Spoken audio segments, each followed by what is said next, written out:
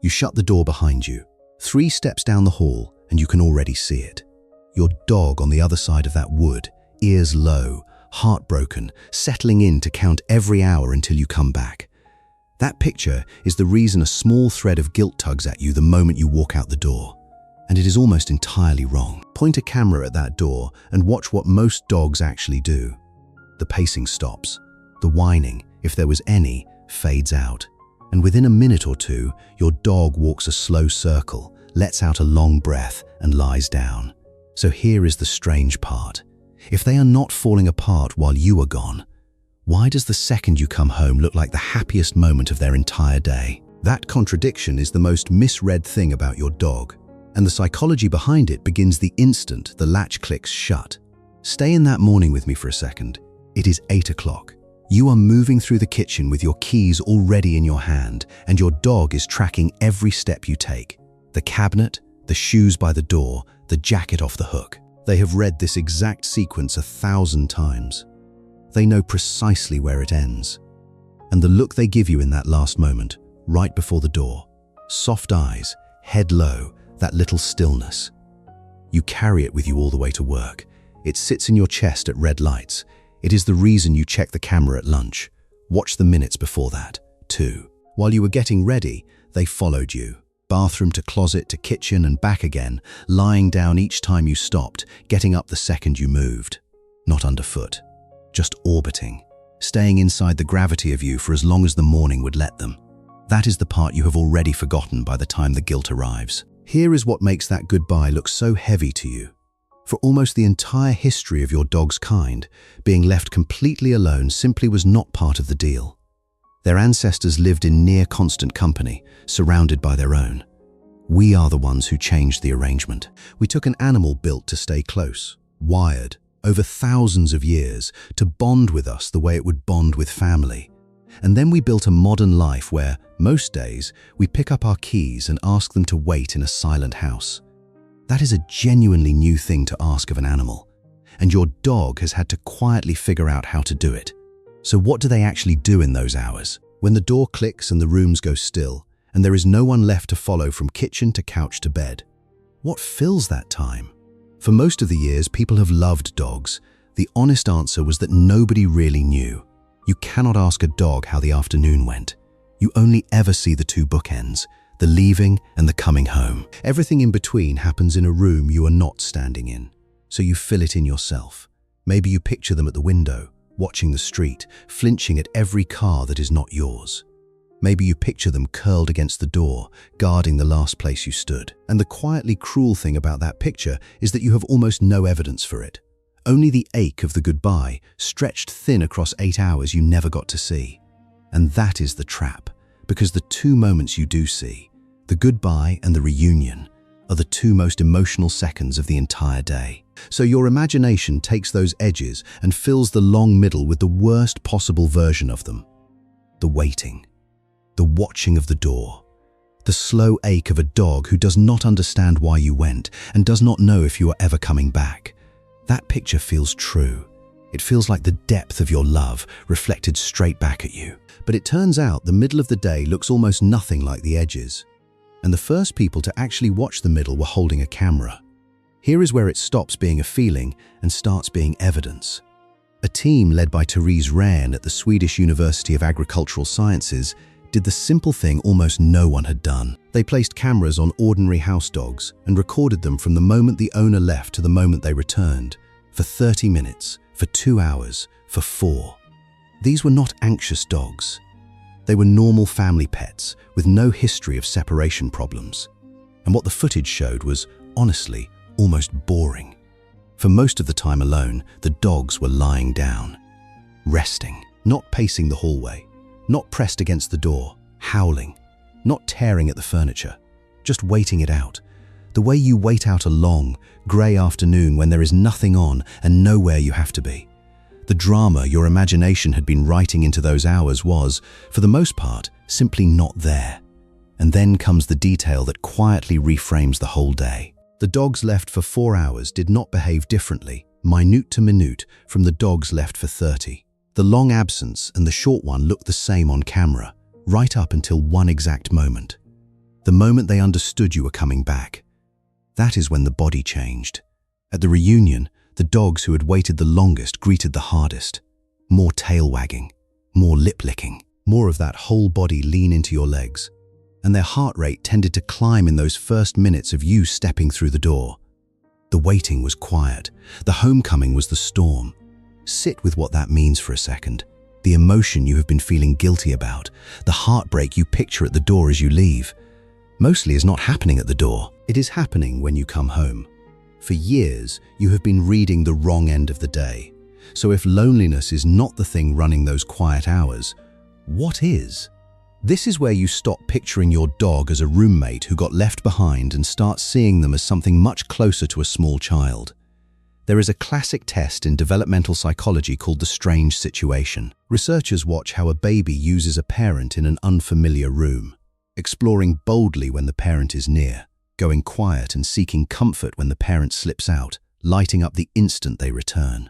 It is the clearest picture we have of what a secure attachment looks like from the outside. When scientists ran that very same test on dogs, among them Lisa Palmer and Deborah Custance in Britain, and Joseph Topal and Marta Gaxi in Budapest, the dogs behaved almost exactly like the children. They explored the strange room more bravely with their owner present. They deflated a little when the owner stepped out, and they greeted them at the door like the returning half of something. To your dog, you are not a roommate. You are a secure base, a safe center they range out from and come back to. Name that, because it is the whole video in 2 words. Your dog at home is not a prisoner staring at a door. They are a small creature quietly orbiting a safe place that briefly stepped out of the room. And a secure base does not become any less loved the moment it leaves. It simply holds steady and waits for the center to come home. That long, calm stretch in the middle of the day is not heartbreak. It is trust, doing the most ordinary thing in the world. But here is the line I will not cross, because it matters. Most is not all. There is a real minority of dogs for whom those quiet hours are not quiet at all, for whom being left is genuinely, painfully hard. That is not a weakness. It is not a verdict on you as an owner. And in a moment, we are going to get to exactly what helps them, because it is almost the opposite of what most loving owners instinctively do. And before we get there, if any of this is landing, if you are already starting to see those hours a little differently, a quick like tells YouTube to put this in front of the next person sitting at work right now, feeling guilty about the dog they left at home. That is the whole reason this channel exists. So let us bring all of this into your actual living room, back to the door and the keys and that heavy goodbye look. The reason the door carries so much weight is not that it means the abandonment of your dog. It is that you matter that much. The keys, the shoes, the jacket. Your dog learned to read those small cues so closely because the entire center of their world is attached to them. And here is the part the guilt hides from you. Every time those cues have predicted you leaving, they have also, without a single exception, predicted you coming back. The door is not the sound of loss. It is the sound of the one thing in their life that always returns. That is not a wound you are inflicting. That is devotion, spoken in the only language they have. And here is something far gentler than you would ever guess about the empty house you leave behind. You are still in it.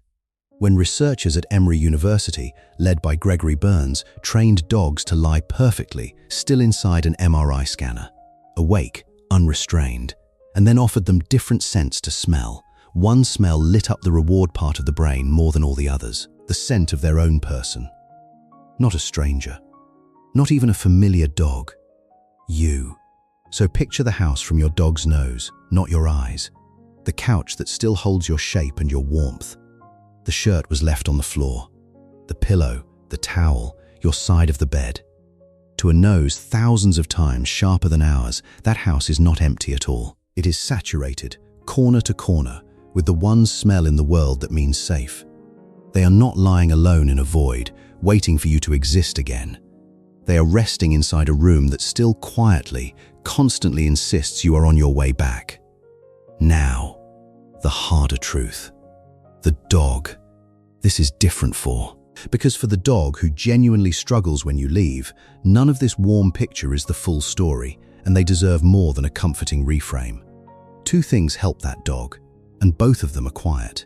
The first is your own calm, And the link is more physical than you think. A study from Linköping University, led by Ann-Sophie Sundman, measured long-term stress in dogs and their owners, captured in a few centimeters of hair. The levels were synchronized. And here is the direction that matters most. It was not the dog's own temperament that best predicted its stress. It was the owner's. Over months, the calmer the person, the calmer the dog. Your nervous system is, in a very real sense, the weather their nervous system has to live inside. And the second thing is the part almost everyone gets exactly backwards. When you walk into a dog who has not coped, who chewed the door frame or had an accident or is spinning in frantic circles, the instinct is to correct it, to sigh, to point, to let the disappointment show on your face. In the Generation Pup study, run by the Royal Veterinary College and Dogs Trust and led by Fiona Dale, the puppies whose owners met that bad behavior with punishment or with a big, anxious fuss right there at the door were far more likely to develop separation problems, several times more likely. The homecoming you let turn tense slowly becomes the very thing they brace against. So here is the release you came for. If the waiting was ever hard for your dog, the answer was never to leave them with less of you. It was to make the leaving smaller and quieter, and to make the coming home calm. The guilt you have carried all this time was never proof that you failed them. It is proof of how completely they chose you. So go back to the door one final time. The same door from the very beginning. The one you walked out of this morning. But this time, do not stand where you stood. Stand on their side of it. The latch clicks. For a minute, maybe two, your dog stays near the place you last were. Nose low to the gap at the bottom of the door, pulling in the last of you still hanging in the air. This is the exact image your guilt has always frozen on. The dog at the door. But keep watching. Because this is the moment the picture you have carried for years finally comes apart. Something in them settles. The pacing, if there was any, slows, and then it stops. They lift their nose off the floor. They walk one slow loop of the room, the way you drift through a house when the day has suddenly gone empty. And then they make a choice you have never once been there to see. They do not lie down by the door. They go and find the spot that smells the most like you. The end of the couch, the foot of the bed, the pile of laundry you meant to fold. And they lie down there instead, as close to you as the room will still let them get. And then the long, ordinary afternoon. Light shifts slowly across the floor. Your dog drifts in and out of a thin sleep, one ear still half working. A door closes somewhere down the street. A truck changes gear on the main road. A neighbor's dog says something to no one. None of it is you. And your dog knows the difference in an instant and barely lifts their head. They are not standing guard. They are not grieving. They are a small life, idling gently, inside a room that still belongs to you. And then, far off, a car, 3 houses down, maybe 4, and your dog's ears come up before you have even turned into the drive, before the engine cuts, before your feet touch the path. Because somewhere across 1,000 ordinary homecomings, they learned the precise sound of you arriving. And they have been half listening for it all day, without it ever costing them a single moment of peace. And maybe, somewhere in that long middle, they truly sleep. A paw twitches. The legs paddle softly at some dream you will never get to see. A walk, a squirrel, the field behind the house, you. And maybe they surface from it once, lift their head and check. They listen for a second in the quiet. They breathe the room in and find you still everywhere inside it. And then they lower their head and let go again, reassured by nothing more than the scent of a person who is not even back yet. That is what the hours you have grieved over actually look like. Not a vigil, a nap in a room that still holds you. Here is the last piece, the one that closes the whole thing. Remember the question from the very start. Why the reunion is the biggest moment of their day if they were never falling apart in the first place? This is the answer. As Therese Rain found in a second study, it is not only that you come back that moves a dog. It is how. The calm voice instead of the frantic one. The unhurried hand. The hello that meets the size of the moment without tipping it into chaos. They have learned the exact shape of your return, and they have been quietly saving a whole day's worth of feeling just for it. So when the latch finally turns the other way, and that explosion meets you in the doorway, the wiggle that bends the entire spine, the lean of the full body into your legs, the eyes that find yours and hold, understand, finally, what you are looking at. That was never the size of their suffering. It is the size of their attachment. A secure base, watching its center come home. The whole world is clicking back into place, right there at the door. That is the thing the guilt never once let you see.